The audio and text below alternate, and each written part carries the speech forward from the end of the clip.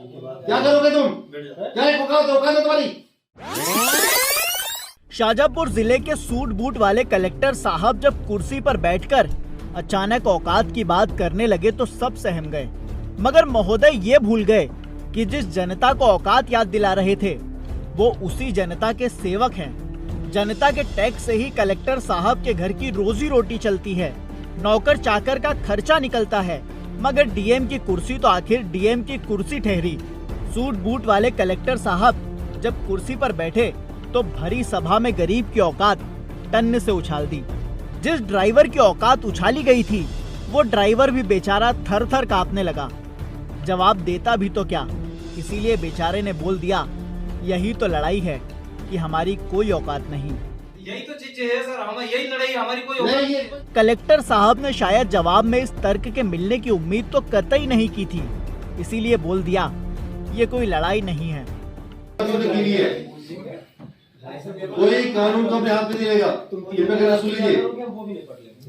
हाँ, और ऐसी बात फालतू की हरकत करें यहाँ पे। अच्छे से बोलो। समझ के है?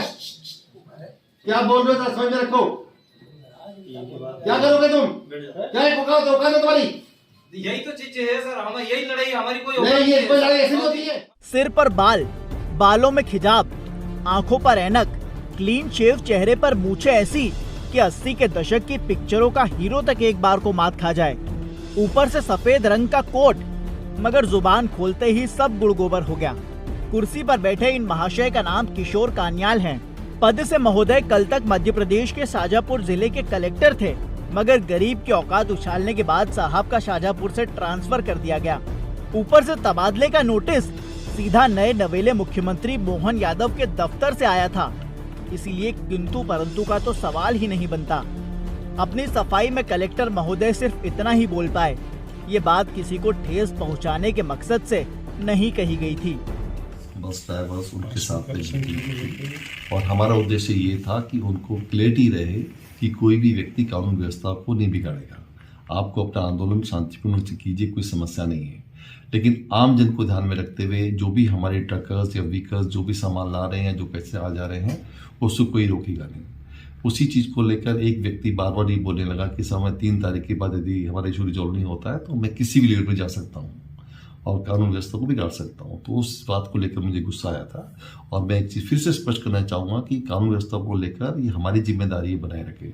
आम जन की सुरक्षा को व्यवस्थित रखना हमारी जानकारी, हमारी जिम्मेदारी है और किसी भी हालत में हम लोग ऐसी स्थिति नहीं उत्पन्न देंगे। दरअसल कहानी शुरू होती है मंगलवार 3 जनवरी से। देश भर में हिट एंड रन कानून के बाद बवाल मचा हुआ था।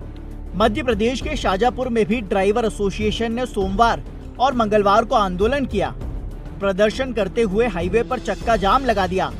इसी बात पर कलेक्टर किशोर कान्याल ने फौरन ड्राइवरों की बैठक बुला ली। बैठक के बीच कलेक्टर ने कहा कि कोई कानून को अपने हाथ में नहीं लेगा। बस यही साहब अपना आपा खो बैठे। क्या करोगे तुम?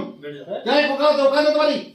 फिर क्या था, न्यूटन महाशय का गति का तीसरा सिद्धांत लागू हुआ।